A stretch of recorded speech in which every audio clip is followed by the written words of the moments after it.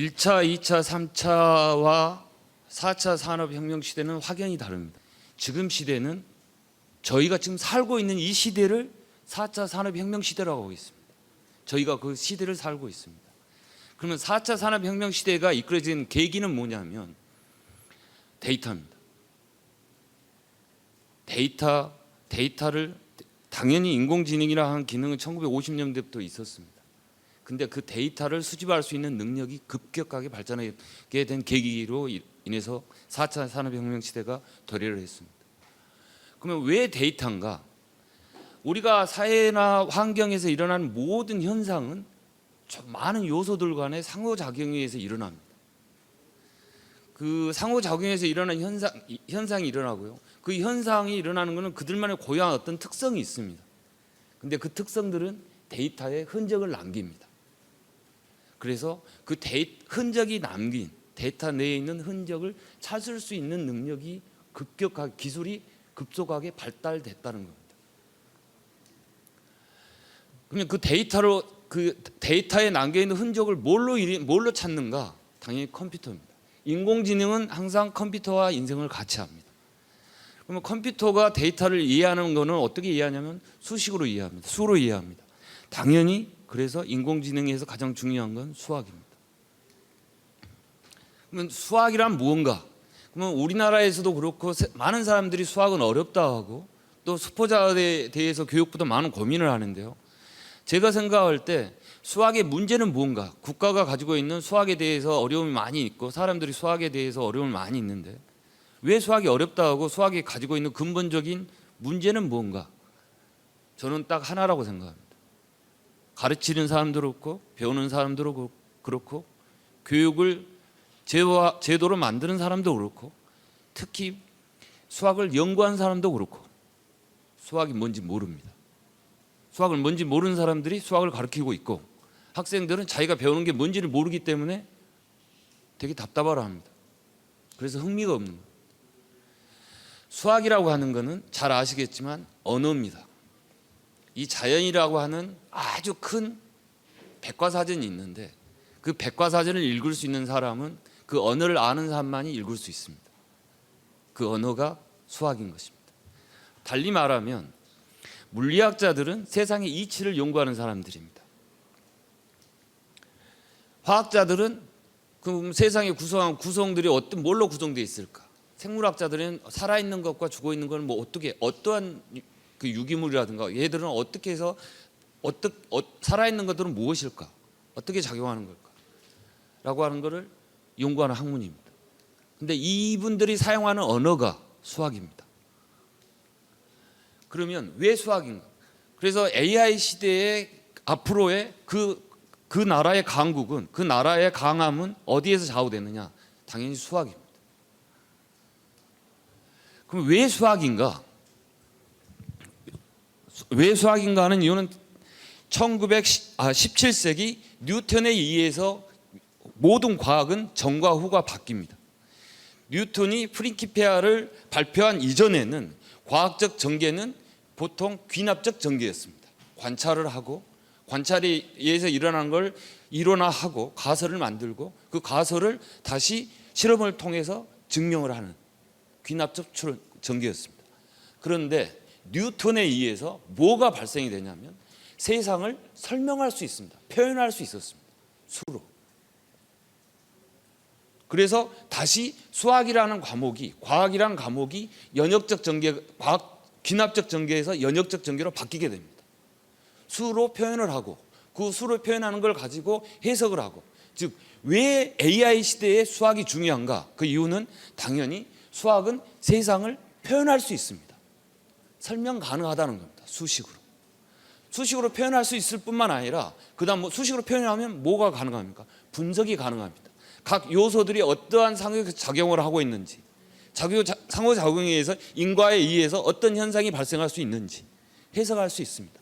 더 중요한 것은 그거를 재현할 수 있다는 겁니다. 컴퓨터를 통해서. 그래서 수학이 가장 중요합니다. 그러면 AI 시대에 데이터가 중요한데요. 데이터라고 하는 거 왜 중요하냐면 우리가 필요한 정보가 있습니다. 그 정보는 어디에 있습니까? 데이터에 있습니다. 그럼 그 우리가 그 정보를 습득해서 어마어마한 데이터를 수집을 합니다. 그 수집하고 나서 그 데이터로부터 정보를 뽑기 위해서 뭘 해야 됩니까? 내가 데이터를 뽑을 수 있는 작전을 짜야 됩니다. 그게 최적화입니다. 그 다음 최적화를 짜고 나면 이렇게 하면 이 데이터를 구할 수 있겠구나라고 생각하고 되면, 즉 방정식을 만든다든가 수식화한다든가, 그러면 이걸 어떻게 풀 건가, 어떻게 구할 건가, 특히 컴퓨터를 이용해서 어떻게 풀 건가 하는 알고리즘이 필요합니다. 그렇게 해서 저희가 데이터가 얻어집니다. 그래서 AI는 저희의 조력자입니다. 근데 여기에서 최적화와 알고리즘의 단계에서 작용하는 게 수학입니다. 여기서 수학에 의해서 최적화한 식이 수식화되고, 또 수학에 의해서 그 어떻게 해결할 건가 하는 알고리즘이 구현이 됩니다. 즉 AI는 컴퓨터와 인생을 같이 한다 했잖아요. 1950년대 처음에 인간처럼 생각하는 기계를 만들 수 있을까라고 해서 나온 게 AI였습니다. 그래서 발전을 하다가 더디게 하다가 1980년대 그러면 인간처럼 생각하고 인지하는 것을 어떻게 학습시킬까? 학습시키는 방법을 한번 고안해 보자라고 해서 나온 게 머신러닝입니다. 머신러닝을 하다가 잘 안 됐어요. 그러다가 1910년대, 2000년대에 급격하게 발전하게 된 이유가 뭐냐면, 학습시키는 방법을 인간이 인지하는 방법을 컴퓨터에게 한번 적용을 해보자 라고 해서 인공신경망을 컴퓨터에 적용을 해서 학습을 시켜보자, 딥러닝이 나오게 된 겁니다. 그래서 급속하게 발전이 됩니다. 즉 이게 인공신경망입니다. 그러면 인공신경망이라고 하는 건, 학습을 시킨다고 하는 것은 여러 가지 뉴런이 있고, 각 뉴런에서 퍼셉트론이 있는데 거기에 있는 가중치 값들이 있습니다. 가중치 값들을 결정한다라고 하는 게 학습시킨다라고 하는 겁니다. 그러면 가중치 값이 하나만 있는 게 아니라 각 화살표당 하나가 있다고 생각하시면, 그 미지수가 있고 그걸 학습시킨다라고 하면, 그걸 하나의 미지수를 풀기 위해서는 데이터 하나가 필요합니다. 두 개의 미지수를 풀기 위해서는 데이터 두 개가 필요합니다.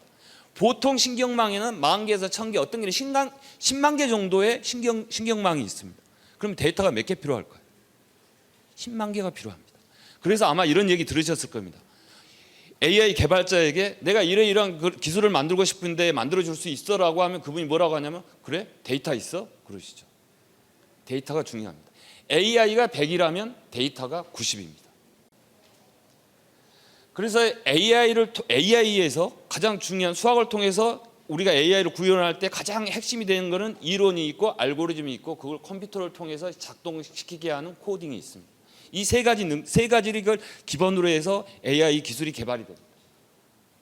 그러면 앞으로 미래의 AI 시대를 이끌어갈 인재가 가져야 할 역량은 무언가라고 생각하면 저는 세 가지로 생각합니다. 논리적 사고력, 논리적 사고력을 통한 문제 해결 능력입니다. 문제를 해결할 수 있는 능력이 있어야 되잖아요. 이 능력은 어디서 오는 거냐면 전체를 보는 힘입니다. 각각의 구성 요소들이 전체가 각각의 요소도로 연결되어 있는데 그 연결된 힘을 보는 겁니다. 그 다음으로 창의력입니다. 창의력은 뭐냐면 각각의 전체를 이루는 요소들이 서로 연결되어 있는데, 그래서 상호작용을 하는데 거기에 효율성을 보는 겁니다. 그래서 어떤 거는 필요 없다든가, 어떤 거는 효율성이 아주 낮다든가, 그래서 효율성을 넓히게 하는 힘, 이렇게 하면, 이런 방법으로 하면 더 간단하면서도 효율성이 더 높겠구나 하는 힘, 그게 창의력입니다. 창의력은 그래서 어디서 오는 건가? 통찰력에서 옵니다. 통찰력은 그러면 선천적인 건가? 아닙니다. 훈련에 의해서 쌓여지는 겁니다. 그 다음으로 AI 시대는 하나의 기술을 만들기 위해서는 다양한 전문가들이 모여서 하나의 기술을 만듭니다. 그래서 의사소통 능력이 반드시 필요합니다. 나의 생각을 상대방에 전할 줄 알아야 되고, 상대방의 생각이 지금 무엇을 얘기하고 있는지를 내가 이해해야 됩니다. 그래서 의사소통 능력이 아주 중요합니다.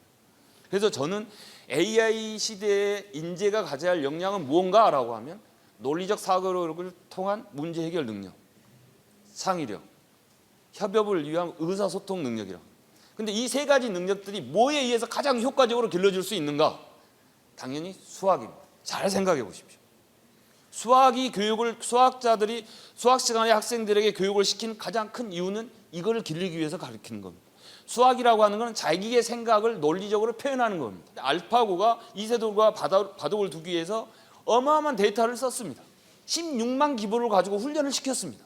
16만 기보라면 인간이라면 어느 누구하고 바둑을 둬도 질 수 없습니다. 근데 이세돌이 어떻게 됐습니까? 사람이 별로 관심이 없었는데 첫 판을 졌어요. 두째 판도 졌어요. 이게 사람들이 거기에 대해서 이제 관심을 갖게 됩니다. 호기심을 가져요. 대체 AI가 뭔가? 최종적으로 어떻게 됩니까? 이세돌이가 5번 싸워서 한 번 이깁니다. 저 한 번 이긴 네 번째 그 제4국의 78번째 저수를 뭐라고 부릅니까? 그래서 신의 한 수라고 부릅니다. 이세돌이가 이긴 이 네 번째 대국은 인간이 컴퓨터를 이긴 전무후무한 기록으로 남을 겁니다. 왜? 이제는 인간이 컴퓨터를 이길 수가 없습니다. 더 발달됐습니다. 그래서 사람들은 미래학자들이 어떻게 예측을 하냐면 미래에 인간을 위협할 요소로 핵전쟁, 기후변화, 후행성 충돌 10가지 요소를 발표를 했는데 그 중에 하나로 인공지능을 발표를 했습니다. 그런데 저는 AI는 미래가 없습니다. 제가 AI가 100이라면 뭐가 90이라겠습니까? 데이터가 90이라겠습니다. 그러면 과학자들은 미래를 예측할 때 아무 이유 없이 예측하지 않습니다.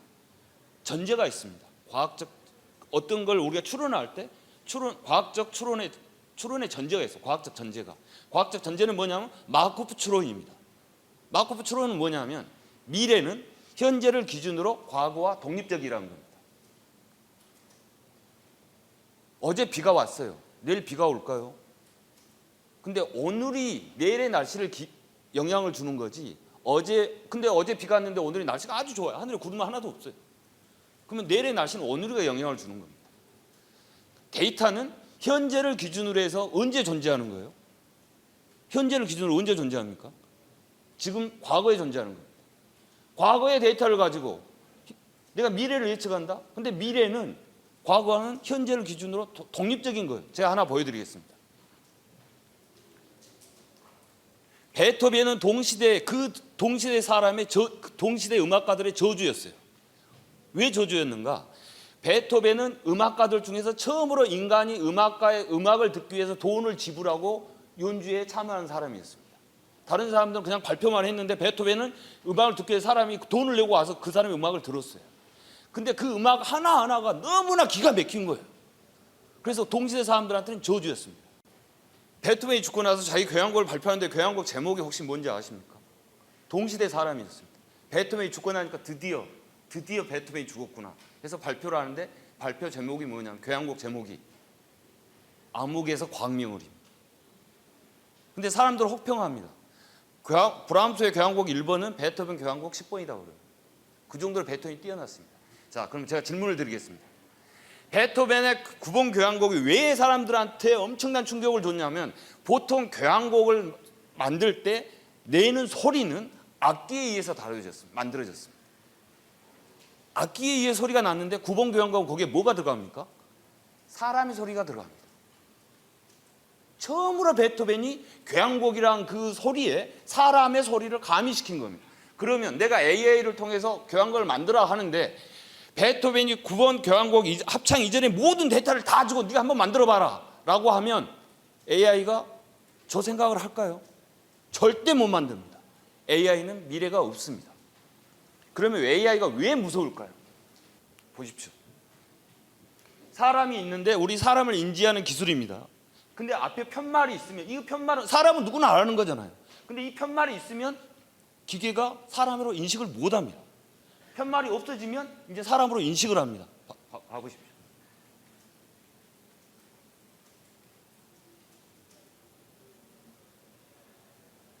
지금 사람으로 인식을 못하고 있습니다. 근데 옆에 사람은 사람으로 인식을 하는 거죠.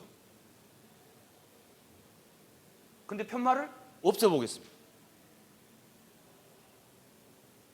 사람으로 인식합니다.